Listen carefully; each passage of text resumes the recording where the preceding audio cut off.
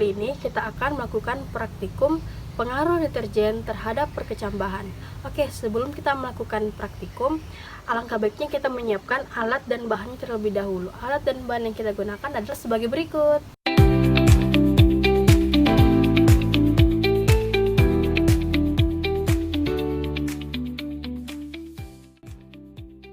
Oke, langkah pertama yang kita lakukan, campurkan deterjen bubuk pada air ledeng di wadah berukuran 1 liter. Lalu, aduk hingga deterjen larut pada air. Selanjutnya, kita tuangkan larutan deterjen pada gelas berlabel 100%. Setelah itu, kita isi larutan deterjen dengan air ledeng sampai larutan deterjen menjadi 1 liter kembali. Kemudian, kita tuangkan pada gelas kedua dengan label 50% dan begitu pun seterusnya sampai gelas berlabel 3,10%. Pada gelas kontrol, kita tuangkan air ledeng tanpa campuran deterjen. Setelah itu, kita isi wadah plastik berlabel sama pada gelas dengan tisu. Lalu kita tuangkan kira-kira 2 sendok makan atau lebih air larutan deterjen pada wadah berlabel yang berisikan tisu. Masing-masing wadah harus dituangkan sesuai dengan label pada gelas larutan deterjen. Lalu kita tuangkan 10 biji kacang hijau pada setiap wadah.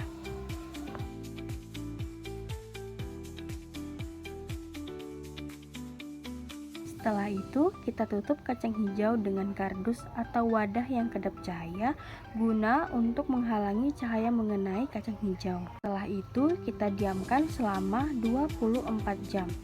Setelah 24 jam, kacang hijau mulai tumbuh tunas. Terlihat pada 24 jam pertama, kacang hijau yang terkena larutan deterjen 100% belum muncul tunas. Sedangkan kacang hijau yang terkena air kontrol sudah mengalami pertumbuhan tunas. Dan setelah 48 jam, kacang hijau mulai tumbuh, tapi kacang hijau yang terkena larutan deterjen mengalami hambatan pada pertumbuhannya.